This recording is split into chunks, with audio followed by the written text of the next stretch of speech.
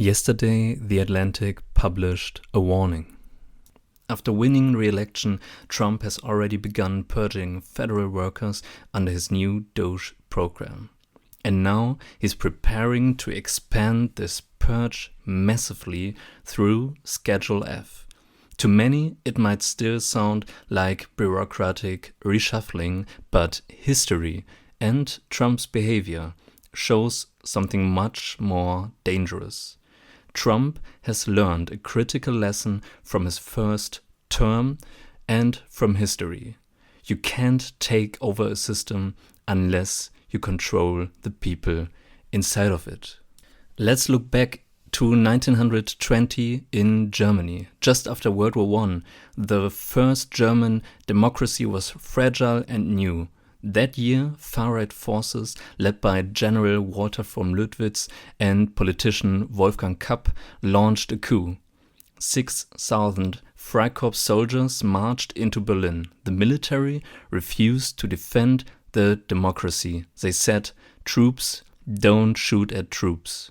And the elected government fled to southern Germany. It seemed like democracy would have collapsed overnight.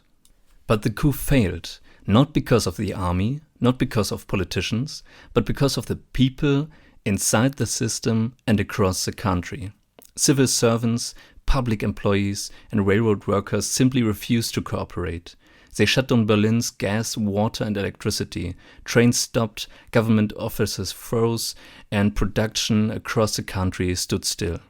Over 12 million Germans went on strike, paralyzing the country. Without loyal civil servants, the coup leaders couldn't govern. After just 5 days, they gave up. Right-wing extremists learned from this. They realized next time you don't just need guns, you need the civil service, the courts, the police, loyal to you before you make your move.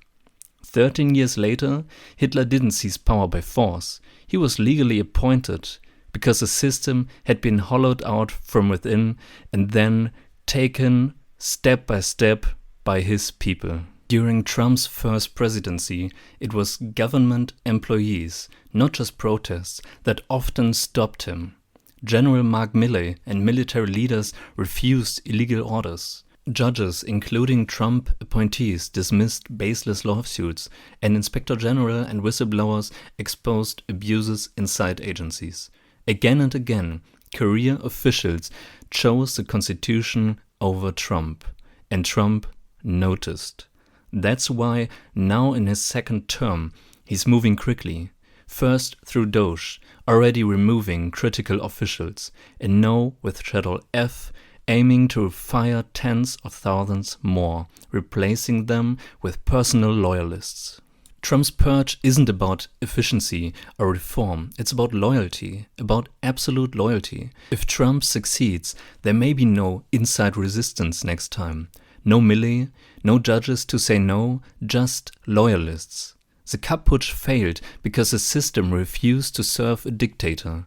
Hitler succeeded because the system eventually did. Today, America faces the same fundamental choice. Will our civil servants, public workers, and officials stay loyal to the Constitution or to a man? Trump learned from history. He learned from his own failures, and the question is, have we learned enough to stop him? Stay informed, stay vigilant, defend democracy from inside and out, in every legal way possible. This is the real threat to the US democracy.